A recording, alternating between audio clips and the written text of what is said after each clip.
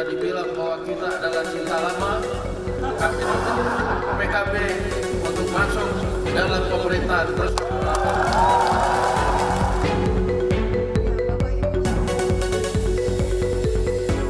Dua pekan usai rayuan Ketua Harian DPP Partai Gerindra Sufmi Dasko Ahmad, ia mengajak PKB untuk bergabung di koalisi pemerintahan Prabowo Gibran. Kamis malam, Ketua Umum PKB Muhaimin Iskandar menemui Ketua Umum Gerindra Prabowo Subianto di tengah mencuatnya wacana Koalisi Indonesia Maju atau KIM Plus. Pertemuan keduanya berlangsung di Rumah Dinas Menteri Pertahanan di Kompleks Widya Chandra, Jakarta Selatan. Namun, saat ditanya apakah pertemuan ini juga membahas peluang bergabungnya PKB dengan Koalisi Indonesia Maju atau KIM Plus, Caimin tak menjawab dengan lugas.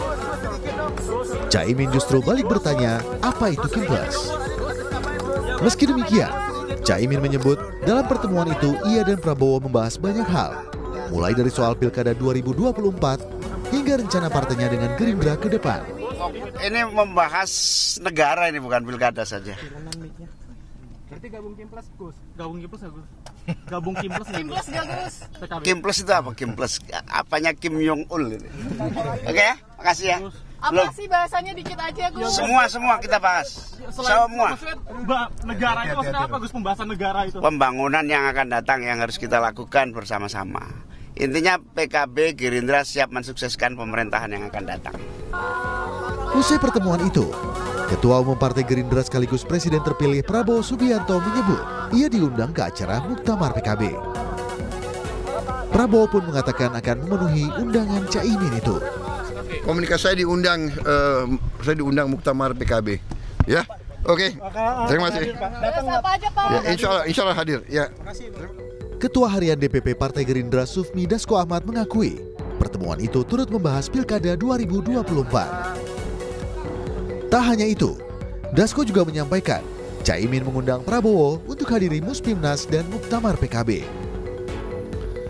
Mengenai kepastian PKB gabung KIM Plus, Dasko menyebut akan segera diumumkan. Ya, betul, salah satunya ngomongin beberapa pilkada, kemudian mengundang Pak Prabowo untuk hadir dalam acara Muspimnas sekaligus Kongres Muktamar. Nah, itu. Kalian spesifik soal DKI nggak, Bang? Tadi banyak macam-macam bicara juga soal DKI. Bang, berarti PKB ya. udah fix masuk Kim Plus, Bang? Ya nanti ada waktunya kita akan umumkan. Pengamat politik Ujang Komarudin menilai pertemuan antara Caimin dan Prabowo sinyal PKB bakal bergabung di KIM Plus. Menurut Ujang, jika PKB resmi bergabung dengan KIM Plus, maka nasib mantan Gubernur Jakarta, Anies Baswedan, akan pupus untuk maju kembali di Pilgub Jakarta. Ya, saya sih melihatnya bahwa ya PKB bisa saja ingin gabung ke pemerintahan. Di saat yang sama juga soal Pilkada Daerah Khusus Jakarta yang kelihatannya PKB bisa saja bergabung dengan KIM atau KIM Plus. KIM Plus kita tahu bahwa ya di luar KIM ada plus, bisa jadi yang plusnya itu ada PKB yang bergabung, ada Nasdem yang join, lalu juga ada PKS yang ancang-ancang untuk masuk pemerintahan. Nah, kalau ketiga partai tersebut gabung dengan KIM, maka ya sempurna sudah KIM Plus itu. Kalau sudah seperti itu, ya kemungkinan Anies ditinggal menjadi sebuah kenyataan. Lantas, apakah PKB akan beralih haluan dari Anies Baswedan ke Ridwan Kamil di Pilgub Jakarta dan bergabung dengan Koalisi Indonesia Maju atau KIM Plus? Tim Liputan, Kompas TV. Di tengah wacana atau kencangnya wacana pembentukan Koalisi Indonesia Maju atau KIM Plus, Ketua Umum PKB Muhaimin Iskandar atau Caimin ini menemui Ketua Umum Partai Gerindra sekaligus Presiden terpilih Prabowo Subianto. Apakah ini kemudian menegaskan PKB akan bergabung di Koalisi Indonesia Maju kemudian membentuk KIM Plus? Kita bahas bersama Direktur Eksekutif The Political Literacy, ada Gun-Gun Herianto. Kang Gun-Gun, selamat sore. Terima kasih sudah bergabung bersama kami di Rumah Pilkada, Kang Gun-Gun. Jadi ini pertemuan antara Caimin dan Prabowo ini jadi sinyal kuat ya PKB bakal gabung di KIM Plus? Iya, ini merupakan sinyal komunikasi politik yang kian intens ya di antara PKB dengan Koalisi Indonesia Maju. Saya membaca bahwa memang ada berkelindan ya antara potensi pembentukan pemerintahan bulan Oktober itu dengan persuasi kandidasi pilkada. Jadi ini sepertinya ruang komunikasi yang dimanfaatkan Maidov oleh Kim untuk kemudian mempersuasi Nasdem dan mempersuasi PKB. Begitu. Jadi ini gabung ke Kim Plus ya yang dibahas dan juga sekaligus gabung ke pemerintahan Prabowo Gibran nanti berarti? Gitu ya? Ya kan yang pasti PKB. Iya, jadi PKB itu sedang dipersuasi untuk menjadi bagian dari pemerintahan Pak Prabowo yang akan dilantik bulan Oktober. Dan ini tentu menjadi ruang negosiasi juga bagi Prabowo, Gerindra, dan partai-partai yang bergabung di Kim untuk mengubah peta pilkada Jakarta. Salah satunya tentu yang akan menjadi pengubah peta itu kan keberadaan PKB ya. Karena apa? PKB kan kemarin sempat di DPD-nya menyebut nama Anies Baswedan. Dan kalau kita perhatikan ketika misalnya PKS, kemudian Nasdem, PKB berubah haluan, tentu akan mengubah secara signifikan peta Jakarta. Ini yang saya baca ada potensi perubahan-perubahan konstelasi itu jika kemudian ruang negosiasi yang dilakukan oleh partai-partai tersebut berlabuh di kesepakatan politik begitu ya. Tetapi sekarang kan faktor-faktor determinan terjadinya kesepakatan itu masih bersifat cair hingga menurut saya detik-detik terakhir proses kandidasi, sehingga wajar kalau beberapa hari ke depan kita akan disuguhkan perjumpaan-perjumpaan politik yang kian intens, terutama melibatkan partai yang di luar Kim. Sebut aja pertemuan mungkin dengan Nasdem, pertemuan dengan PKB, pertemuan termasuk juga kita tidak bisa menafikan juga apa namanya PKS. Jadi setelah PKB ini siapa kemungkinan, Kang Gun-Gun? Ya kan PKS kan sudah mulai bertemu dengan Kim ya kan, kemudian PKB, Nasdem, nah sekarang tinggal posisinya adalah PDI Perjuangan. Nah kalau itu semua kemudian berada dalam satu ruang negosiasi dan berlabuh dalam konteks kesepakatan, tentu ini akan jadi sinyal buruk bagi posisi Anies Baswedan sebagai salah satu kandidat yang potensial. Kita bahas ruang negosiasi seperti yang Anda maksud, ini pilkada atau kursi di pemerintahan nanti, kursi menteri?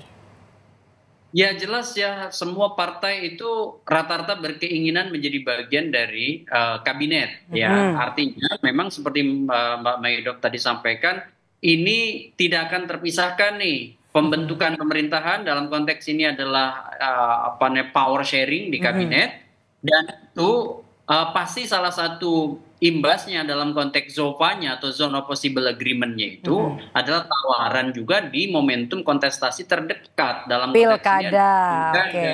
Karena Oktober dengan November ini kan berdekatan, sehingga pasti ruang negosiasi sama. Pilkada artinya PKB ngajak Kim Plus ini, Kim ini ngajak PKB untuk gabung dukung RK begitu ya di Jakarta ya?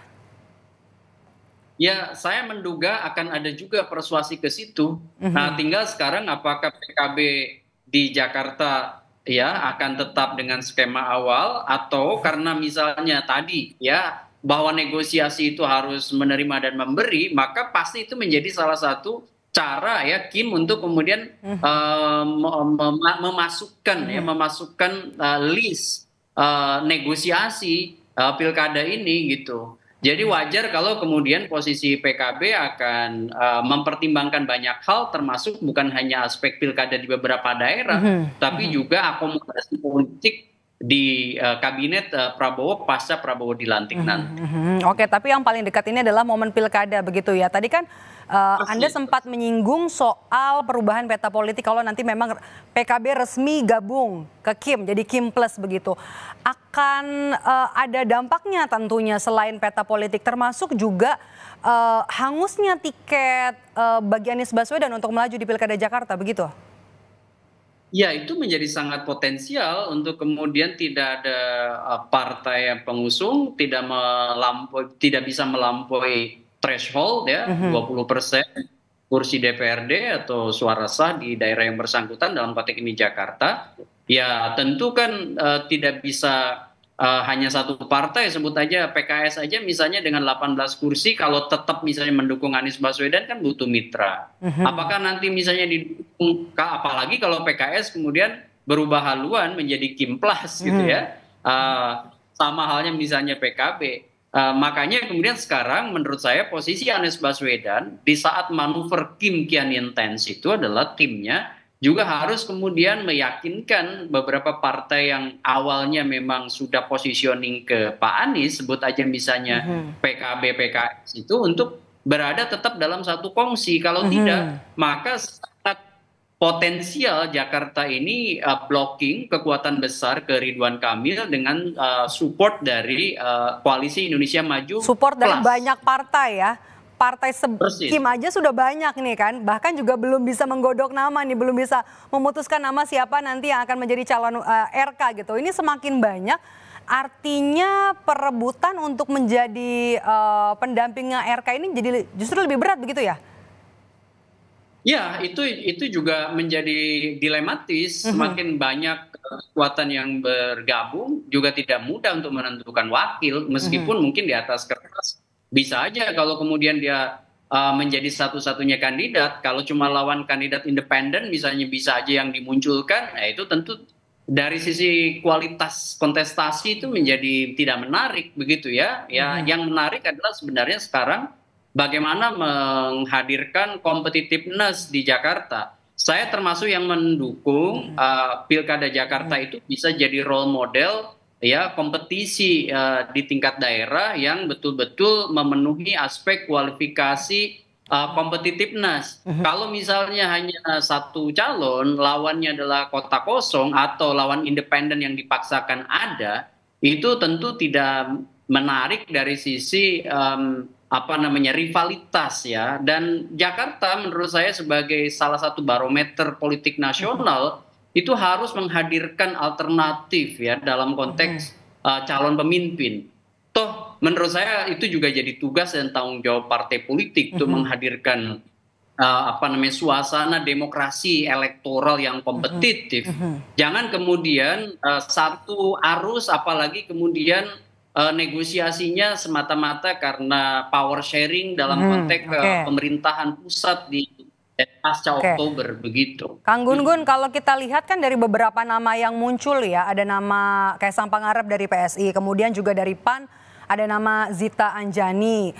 Kalau kita lihat Kaisang justru spanduknya sudah banyak nih ya di Menteng Jakarta Pusat. Kalau Anda lihat mungkin nggak nama-nama ini atau siapa nama-nama yang kemudian bisa diterima oleh partai-partai yang kemudian akan bergabung dengan Kimplas seperti PKS dan juga PKB?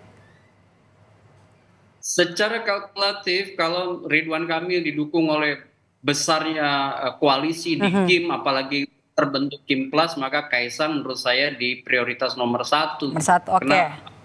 Kenapa? Karena ini akan jadi katalisator ya kekuatan partai untuk kemudian menerima. Kenapa? Karena kita bisa lihat reference power di balik itu gitu ya.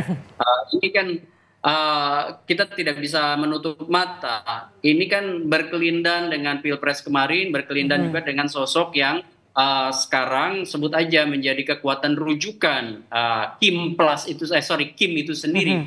Kalau Kim Plus mungkin banyak reference power, tetapi Kim itu sendiri menurut saya masih merujuk kedua tokoh yaitu Prabowo dan Joko Widodo begitu.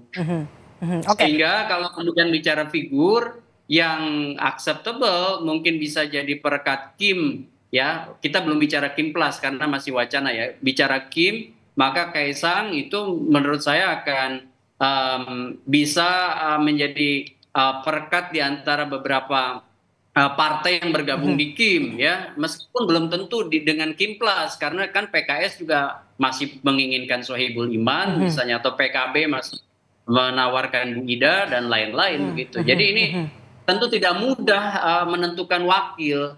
Cuman masalahnya partai-partai dihadapkan pada pilihan yang terbatas berbenturan dengan pembentukan pemerintahan, dan partai punya kepentingan untuk punya jatah di kabinet. Itu yang kemudian saya kira ya hitung-hitungan di atas kertas ada benefit of office atau keuntungan dalam kekuasaan yang ditawarkan sebagai bagian dari politik akomodasi, sehingga kemudian banyak partai yang awalnya dikongsi berbeda itu potensial untuk menjadi bagian dari Kim juga gitu. Oke. Jadi kalau kita lihat dari komunikasi politik yang ditunjukkan oleh PKB setelah kemudian bertemu dengan Kaisang Pangarep, kemudian juga bertemu dengan Prabowo Subianto, ini semakin kuat ya sinyalnya ya. Sudah bisa dipastikan ya akan berlabuh kemudian di Kim dan jadi Kim Plus?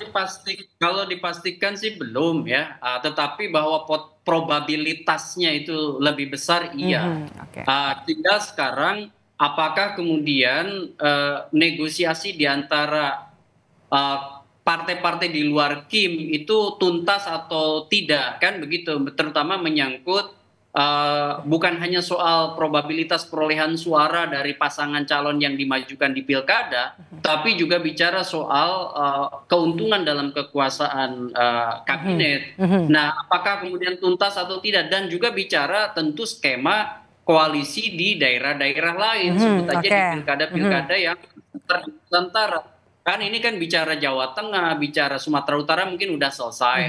Jawa Tengah kan belum selesai. Kemudian juga beberapa spotlight politik. Tapi Jakarta kan Jakarta paling menarik begitu ya. Jadi nasib Anies gimana nih nanti Kang Gun-Gun? Nah, nasib Anies itu menurut saya akan tergantung pada jangkar kekuatan PDI Perjuangan, bandulnya kemana, kemudian PKS apakah konsisten atau tidak. Kalau misalnya dia ditinggalkan oleh PKB atau Nasdem, tapi PKS masih mendukung dan kemudian dapat tambahan suara PDIP, toh dia tetap bisa melaju kan menjadi salah satu kompetitor. Nah, masalahnya adalah menyatukan PKS dan PDIP itu kan juga persoalan yang sangat rumit begitu, mengingat historis. Ya, meskipun di beberapa daerah pilkada mereka berkoalisi, cuman kan tetap aja genealogi politiknya sebenarnya berbeda begitu. Oke, baik, kita tunggu sinyal dari PKB yang semakin kuat untuk merapat ke Kim dan terbentuk Kim Plus. Terima kasih sudah bergabung bersama kami dan juga meluangkan waktu bersama kami, Kang Gun-Gun. Terima kasih, sehat selalu.